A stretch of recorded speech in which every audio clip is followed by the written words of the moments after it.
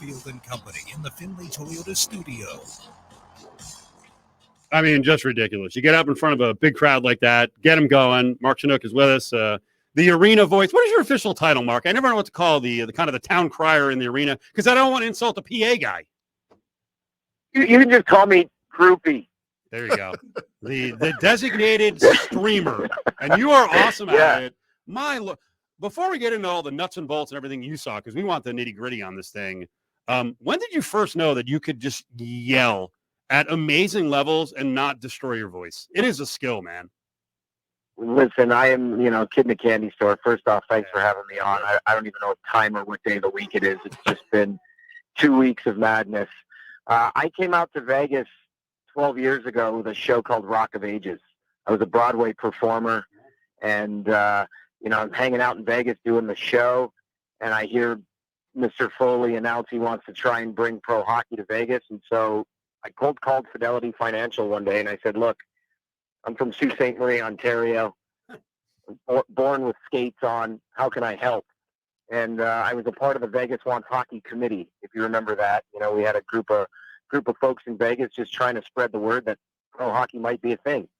And I've been part of the franchise ever since. It's been a wild ride. So freaking cool. You do a great job. All right, so tell me the behind the scenes. You're getting ready to go out in front of thousands and thousands of people. Like, what are you feeling? And then when you get out on stage, what's it like? It was insane. I think we had a couple 100,000 people from the Strip into the Plaza, and, it was kind of like controlled chaos.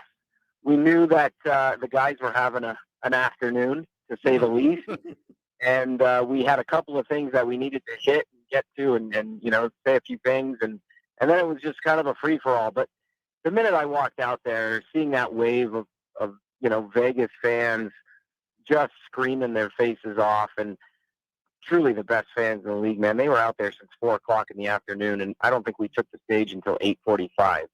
So thank you to everybody for hanging out. And it was just an unreal, surreal experience. I don't really think that the Stanley Cup championship, winning it all, has set in for some of us within the organization, just because it's been such a busy 2 weeks. The highs and lows of 4 rounds of playoff hockey, and then you finally win the thing, and then it's like, you don't get a minute to celebrate. You got to start planning a parade, and it's been an unbelievable experience. I guess that's the only way to explain it. Well, important question: have you drank from the cup? I've had a few personal moments with Lord Stanley's cup. Whoa! Wait a second. We actually have a topic lined up for next hour because we've heard over the years about a lot of violations, a lot of wieners touching the cup. You're not getting that hardcore, are you? No. My wiener is definitely not touching the cup, but the cup has been embraced. And yeah, man, listen, I'm from Canada.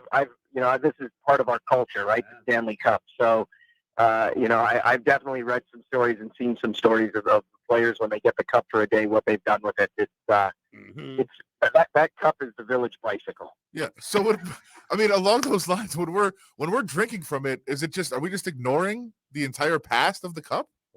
Yeah, I think so. I would, if you're going to be around the cup, I would pack one of those wipes you probably have handy from, going through the COVID pandemic. We've all got a couple of those wipes in our pockets. Oh, look at that thing still in my backpack. I'm going to use it right now on the Stanley Cup. Mark Shunock's with us, ESPN Las Vegas, Cofield and Company. When you were up on stage, what was the coolest thing that you saw unfold? Because there were a lot of images. The speeches were cool. What'd you get a kick out of? I think from the guys speaking, obviously there's some sound bites there that are going to live on in infamy. Like just to be on the stage with the guys, who've had a few and they're letting loose and giving the fans a show. I think those funny moments are going to be memories that we all keep forever.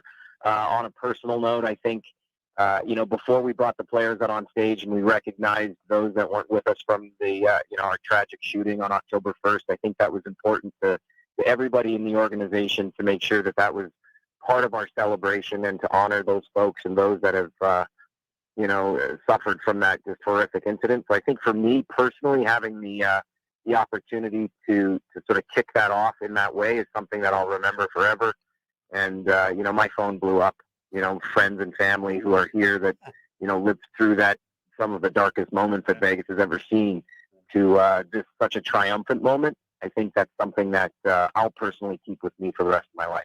Along those lines, how much thought has to go into as you're preparing this? Like, you want to absolutely honor that day and that tragedy and the people that we lost, but it's this celebration. So you don't want to, completely drag it down in some way. Like, how much do you plan what you're going to say and how you're going to keep the mood up after that?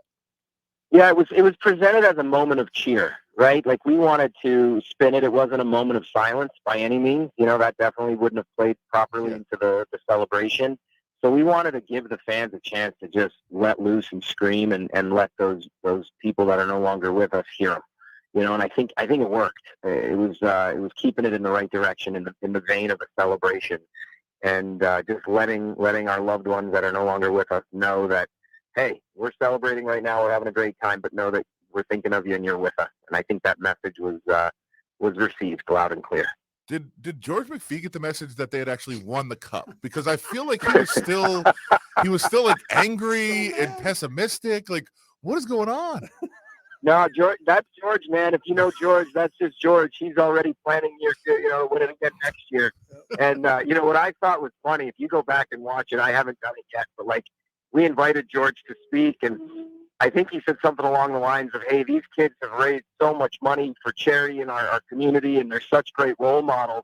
And immediately to the right, shirts were coming off and champagne was being sprayed. So, it was a perfect moment, I thought, where it's like, these guys are great role models. And look at him taking his shirt off and spraying that woman down. That's perfect. It was just a great moment. And I think that says all you need to say about the love of the sport of hockey, man. It's just such a hockey moment right there, where you have, the greatest hockey mind, in my opinion, in the game right now, and guys just losing their shit over there on the corner of the stage. Is just perfect.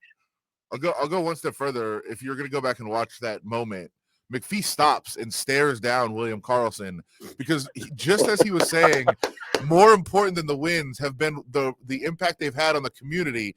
Just as he said that line, Karlsson was trying to shuck on 2 beers at once while he was being sprayed with champagne right at that moment. And McPhee's like, come on. He just stops and it was fantastic. But the whole night was fantastic.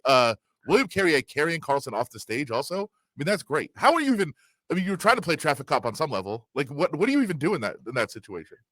There's not much you can do. We had sort of a rough show order of what we needed to do. We had to make sure we got the governor and the mayors on and off the stage quickly, which we did. And then it was kind of like, all right, who's speaking? We knew Bill and George were going to speak. Kelly McCrimmon spoke. And then it was, what players are we going to identify? Who's possibly still standing and can express a cohesive sentence? And we'll kind of play it by ear. And you could see it in guys' eyes. Like, I'm standing right with them. I'm like, oh, you're not getting the microphone. I'm going to step over here. And, you're good enough. Let's give this one a shot. And it was great. Internally in our entertainment department, we knew it was going to be controlled chaos, and we're just sort of flying by the seat of our pants. And, I'm accustomed to it, man. It's live TV. It's live entertainment. It was everything it needed to be and more. I thought it was an amazing afternoon, and great for our city and great for everybody involved. Be honest, what's a bigger rush, getting up in front of that many people for a big celebration like that, or like opening a Broadway show, with the buzz in the crowd? That, yeah. I'm in a different chapter of my life now. I work entirely in pro sports, and I'm blessed to call Top Rank and ESPN home, and the Raiders and the Golden Knights. And trust me, the nerves are there when you're standing backstage and you're walking out in front of a couple thousand people. But listen, I'm from Sault Ste. Marie, as I mentioned, and we just won the Stanley Cup. I don't think there's anything greater. For me personally, I was able to fly my 84-year-old father in town for Game 5 and be able to have him there with me and witness that celebration. And, that's what it's about, right? I know it sounds a little cliche and cheesy, but, you live for these moments, and to be able to have that kind of opportunity and to share it with your family and loved ones is something that I'm never going to forget. And, don't forget, I'm a fan first, and I think that's what sort of separates what I do from other hosts and people in the business is, I come at it as a fan. I didn't go to school to be a host. I just happen to do it now. And, It just comes with heart and passion. And I love this game. I love what the Golden Knights mean to Las Vegas, and it's something that I'll never forget. Mark Shunock's with us here on Cofield and Company. Last couple of minutes. Do you think that Adin Hill understood what he did by tying to the past? His move to wear a Larry Johnson jersey is incredible. I think that's a testament to just who he is as a person, right?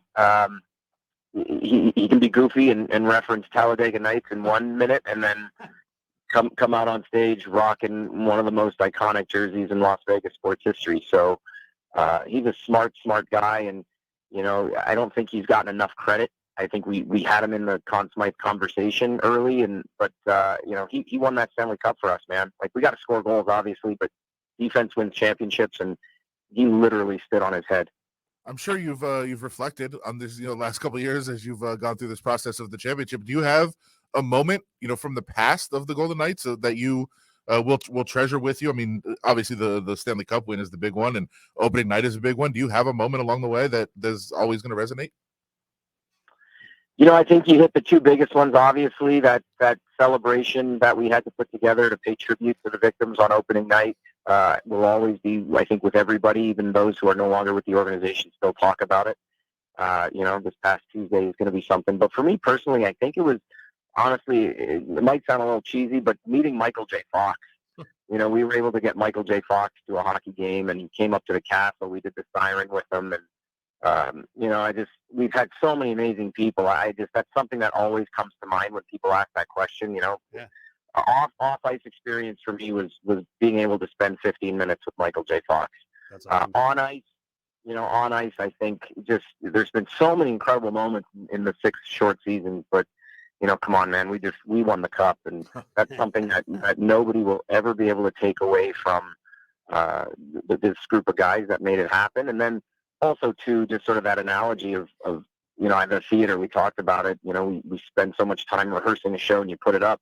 There's 200 full-time employees at the Golden Knights that have busted their ass for 6 seasons. And as much as that cup is for the players, sharing that office every day with those folks, and from interns all the way up to the president, it's a group of people who are committed to excellence and wanting to see the team on the ice succeed, but also make sure the community is supported in ways that most people don't see on the day-to-day. And so, just knowing that this cup is for the day-to-day full-time employees at the team is something special too. So that's something